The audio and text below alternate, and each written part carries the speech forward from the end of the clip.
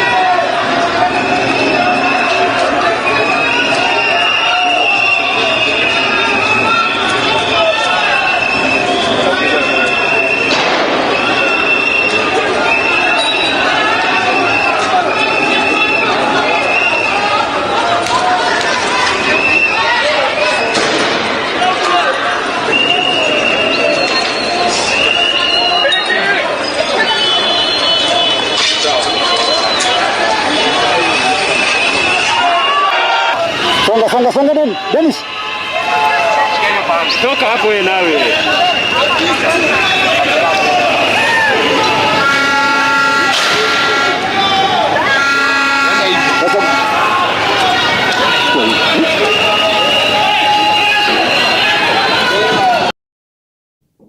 Moving swiftly in Nairobi, normalcy began to fade with clashes and cat-and-mouse games between protesters and police officers.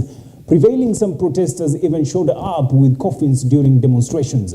Despite a court order directing the police officers not to use excessive force, tear gas and other measures against protesters, incidents of gunfire and tear gas were rampant in Nairobi. Plainclothes police officers with covered faces continued to arrest protesters and load them into police vehicles.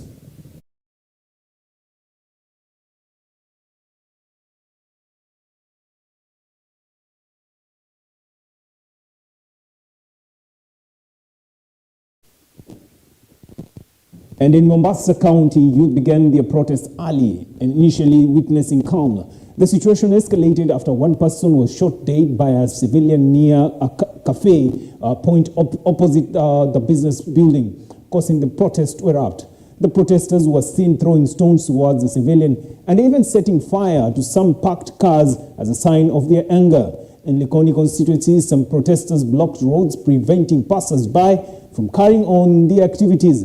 At least 3 people were found lying in the pools of blood by the roadside with severe gunshot wounds.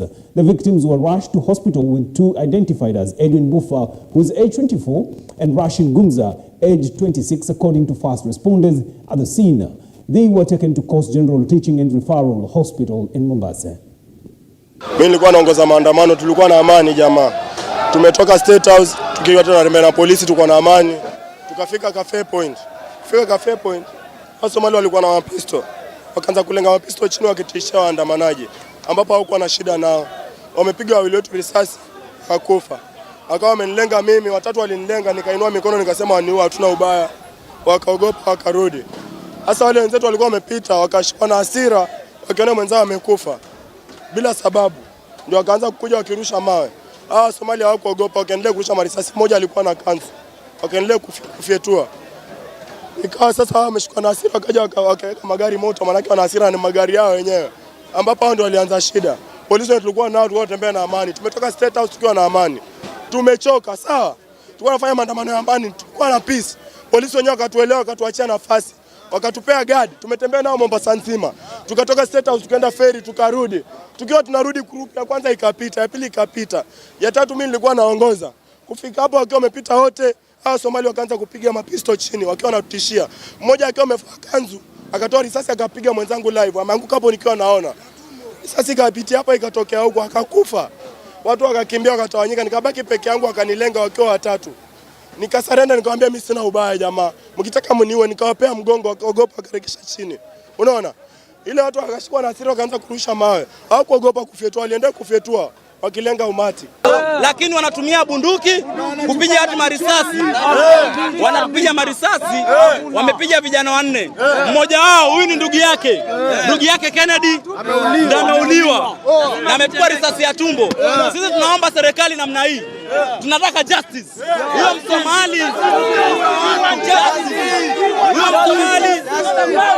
Huyo Msomali arudi nyumbani ama ashikwe tumlete tumsalimie hapa. Tunataka kusalimia Msomali.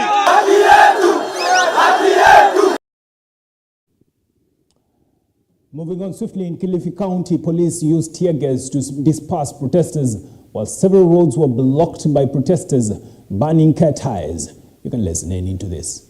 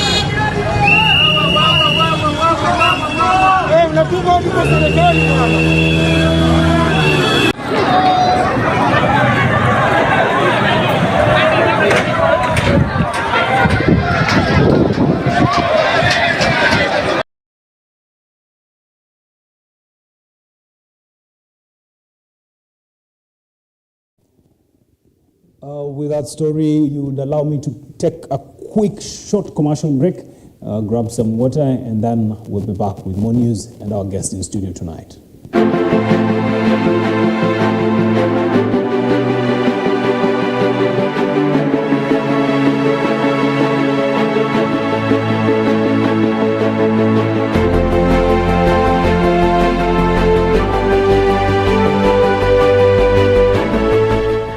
Are you looking to host an unforgettable event that will leave a lasting impression on your guests? Well, look no further than Iconic Events, the premier event planning company in the region. We are an audio-visual equipment hiring company that has handled some of the biggest events in the country. We provide a reliable, comprehensive range of event solutions such as corporate events, crusade, weddings, worship experience, rorashios, etc.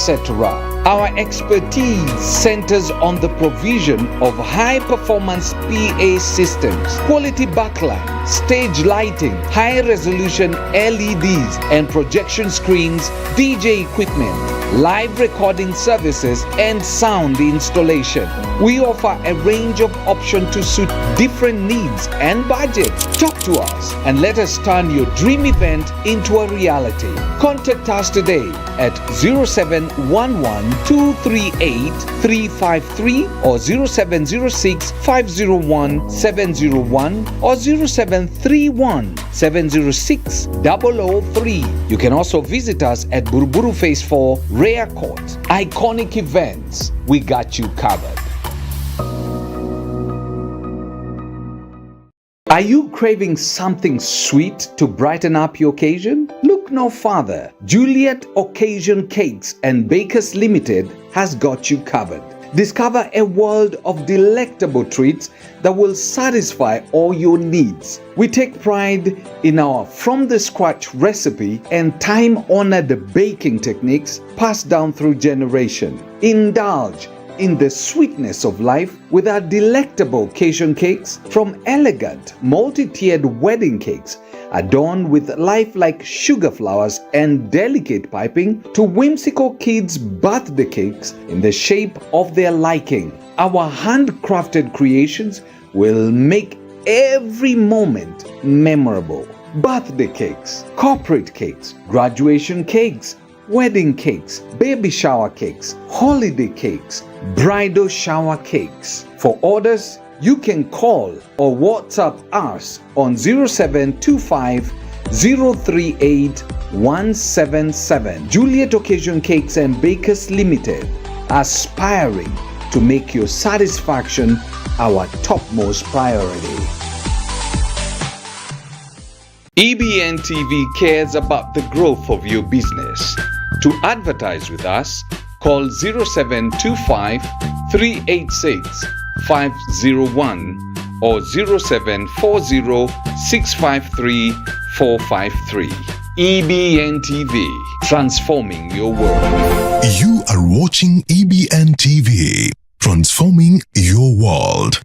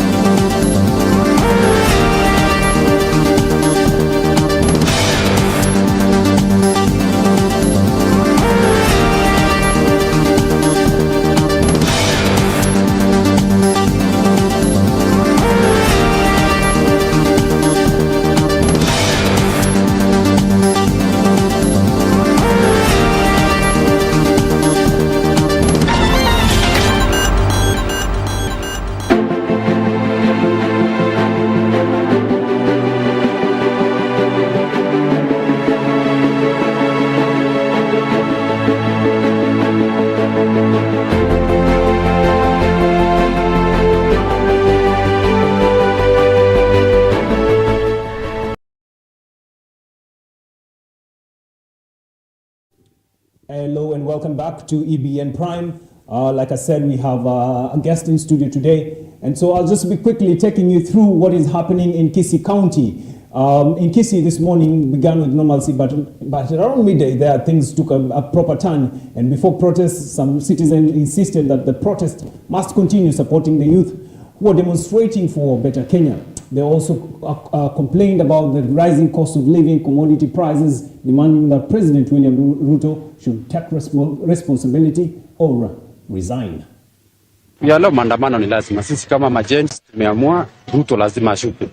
Hata kama uchumi itaharibika kwa siku hizi 5 tumetangaza, maandamano hapa Kisii iko, mtu asiwadanganye iko, ni masaa bado hajafika. Maandamano tuko nayo.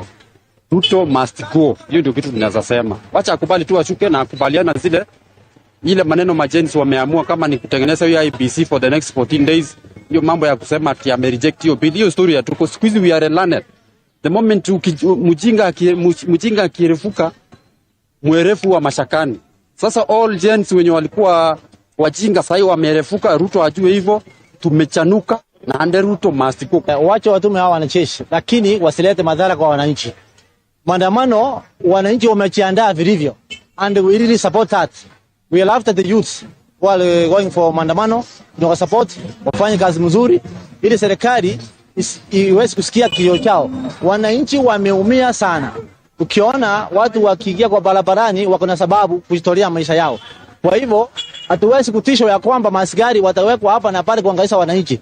Wananchi wako na njaa, hata kama ni mtu anaweza kufa, they are ready. Ukiangalia vizuri hizo maofisi hasina maana katika nchi ya Kenya. Ni vile tu wanatumia usuru ya wananchi ambayo wanaumia. Ni yeye hizo maofisi isolewe, serikali endelee kawaida na kufanya kazi na zile maofisi zingine ambazo sina maana. Sasa kwa kusema kweli maisha imekuwa ngumu. Hata zile vitu zile bei tulikuwa tunanunua tukiuza ilikuwa vizuri afadhali wakati ule wa uhuru kuliko saa hii. So inatubidi tuandamane sisi kama vijana ndio rais wetu aweze kutusikia. Juu tumeongea tukachoka. Na hivi vitu ni watu wachache. Percentage is very low. Vijana wako hawana silaha, hawabebi silaha mkononi. Hatujaona watu wamebeba masilaha ya kupigana ama kuingilia biashara ya wenyewe. Wao wako kwa barabara wanafanya maandamano mzuri. Ingawaje ni wachache ambao wale wauni mmoja wawili wanachukua hiyo advantage kuharibu mali ya wananchi. Well, that story from Kisii County, allow me to cut it from there. And like I said earlier when I was starting this particular bulletin, I told you we have a guest in studio. This is Izzy. Izzy has been on this set before. We unpacked quite what the finance bill is, what it is, how this conversation about the protest has been. And today, lucky again, he's in studio with me. Welcome, Izzy. How are you doing today, sir? I'm fine. Okay. Good to have you in studio. Yes, thank you for inviting me. Thank you, Izzy. In the best interest of time, we don't have that much time today, but we'll just assist me to unpack what the day has been out there in the fields. Today we witnessed quite a different type of protest, unlike the previous one. If I know you were on the ground, your eyes are super red because probably you smoked that pink tear gas, water cannon. Perhaps it passed through your eyes. As usual, I was in the ground. Like the last time I was there, this time I was there. I think on Thursday I'll also be there again. But we have seen a different aspect of the Mandamanos this time than what we had seen in the course of last week. Mm-hmm. For example, just to mention a little bit the demographics of the people in the Mandamano. Mm-hmm. We have had a different demographics. The last time most of the people were a bit young, we call them Gen Zs. But this time, the composition was more of the millennials and the older people, and a little bit of the Gen Zs. And also in terms of the gender composition, the last time we saw a lot of female people in the Mandamanos, but this time most of it were the male gender who were actually confronting the police officers. Okay. So safe to say this particular Mandamano took a bit of a twist. And also just to say, we've seen quite a number of anti-finance bill protesters or people who would shout on top of their voices about this finance bill. We've seen abduction quite often this short period of time that the protest has been on. What could be your key highlight on that? From my analysis of all this, in most abductions, when abductions happens, it means there's someone who's scared somewhere. So I think from my analysis, there's someone who's scared. Probably the government is scared of what is happening, and they're trying to suppress it. But it's an old method of suppressing riots and also an uprising. Mm-hmm. So I think they need to work on how they're dealing with it, because the moment now the voices are on social media. So you can't suppress a single individual by just abducting him, because the voices are everywhere.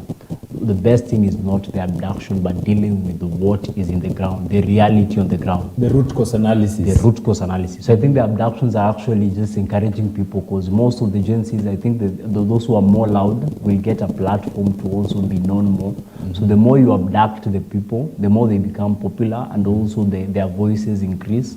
So it's a counterproductive method of dealing with the Mandamanos for the government. Also, just as you've said, we saw quite a good number of ladies retreat from this particular protests. Probably it's because of the scare that was in terms of how people are just dying aimlessly, the number of deaths occurred. I think as of today, we're counting about 40-something plus. Yes. So I think there's that aspect of people being scared of what is happening, because what we are seeing actually very many people being taken to hospital, a lot of deaths happening, the police being a bit chaotic. So I think the chaos have taken a lot of people from the streets. People are actually retreating. People are supporting it from their homes. Mm-hmm. They're actually supporting those who are on the ground, but through the social media. So we are back to the tactics of social media support rather than the ground support, which was the root of everything we had advocated for in the reject the finance bill. So there is a change of tact. We are going back to the old generation way of tact, and it's actually a blow to those people who are participating in the maandamano, because now they are few and it's very easy to target them, knowing that they are a bit scared themselves.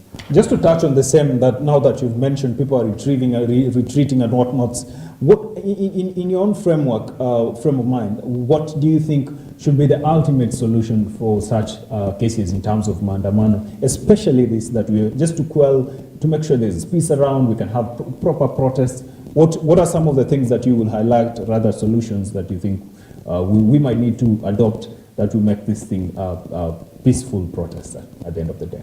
So I think, first of all, the mandamanos, we need to look at it from two aspects. There's the chaotic aspect coming from the people who are the goons, the people we are calling the goons, and also there's the aspect where the police officers are also creating chaos. Just for example, today when we were seated somewhere in town, the police officers just came and threw what is it called? The tear gas in front of the people who were just relaxed. Actually, they were just making stories about what is happening in Kenya. So such things also create an aspect of anarchy in the riots. I think there needs to be a better control of how the police are handling the rioters. Absolutely. At the same time, we also admit that in most of these mandamanos, at times they are hijacked by goons. And also there are people who come to work in the maandamano. While you are protesting for a genuine thing or a genuine cause, there are some people who have come to create a job aspect from themselves. So they come to steal and such things. So we also need, as people who are participating in the mandamanos, we also need to be careful to identify who are the people genuinely participating in the mandamanos and who are the people who have come to destroy the general cries and the aspect of the mandamanos. So we need to work together. I think the police, it's a matter of hearing the cries of the people. So the police and the rioters have a duty to both of them participate well in the mandamanos, do a proper thing.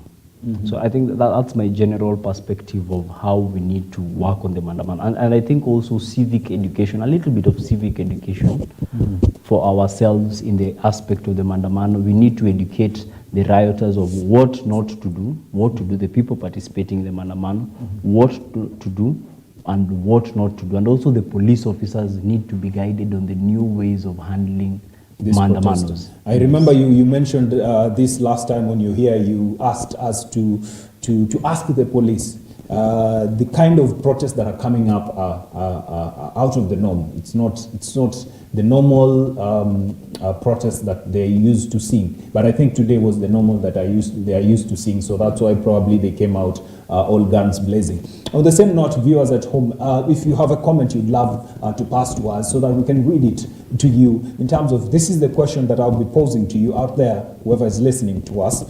What is the solution that we should take? What, in your own words, what solution should we adopt as citizens of Kenya in terms of how these protests should be handled so that they are peaceful? All right. As you are sending in your chats and your comments, I'll be happy to read them. Ize, the finance bill, the president said he'll return it to Parliament. He's not going to amend it to law, and then he's going to return it to Parliament. But then again, we have just about, I think, 11 days or 12 days to go. And then if he doesn't go, if he doesn't sign, and then what happens? Does it automatically become a law? Because there's that aspect in the Constitution, I think. Yes, so I think we have had a lot of debate of what should happen, especially the chaos is coming from the senior councils unexpectedly, because we are having especially one of the people who is very vocal about his own perspective of what should happen is, I think, Honorable Otiendo Molo, who has had a very different aspect from what everyone is thinking, and it makes a lot of sense of what he's saying according to, I believe, the Standing Orders 156 and also the Constitution. He has mentioned several things. He has mentioned that the Constitution does not contemplate a time where the bill can be withdrawn after the third reading. So there are a lot of questions. I think this has never happened in Kenya. So we are trying to find, even the lawyers are trying to find a place to lean on. Especially for us lawyers, we try to find one position where it favors us and we are leaning on it fully. So I've heard the aspect of Mr. Honorable Otiende Molo, where he argues that the only way to remove the whole entire bill is to file another bill, a repealing bill, which should go to Parliament. Actually, from his X account, he has indicated that he has already drafted the whole entire bill. It's only for the Speaker to try and adopt it. That's one of the aspects. I've also seen the Speaker himself giving an audience saying that the bill cannot automatically become law within 14 days. He's giving a different opinion of what should happen. He's arguing that we can actually amend it. So we are eager to see what will happen. Actually, there are also petitions being filed in court on what should happen. I'm not sure if it will be heard within the 14 days that people are arguing, because I believe it ends on, I think, 9th of July. So we have a very short period of time to actually make a decision of what should happen. If it becomes a bill within 14 days, Parliament has to actually come out from recess to handle the matter immediately.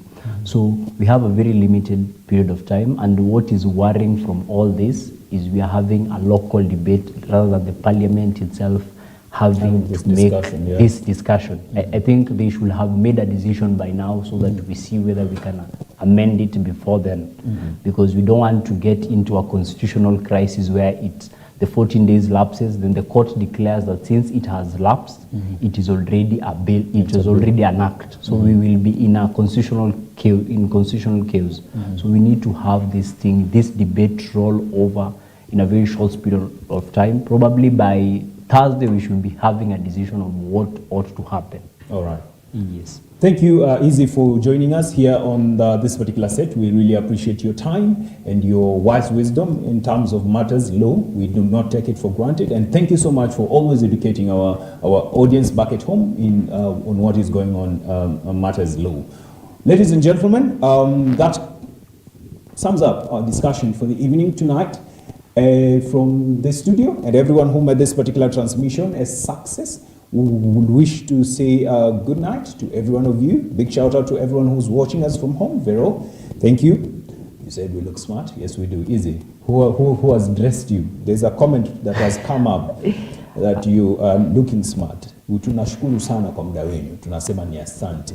The Sheriff always supporting the hustle, Malin, Ayana, Koyo, and every person who's watched us from home. We say thank you and have a lovely evening. Good night.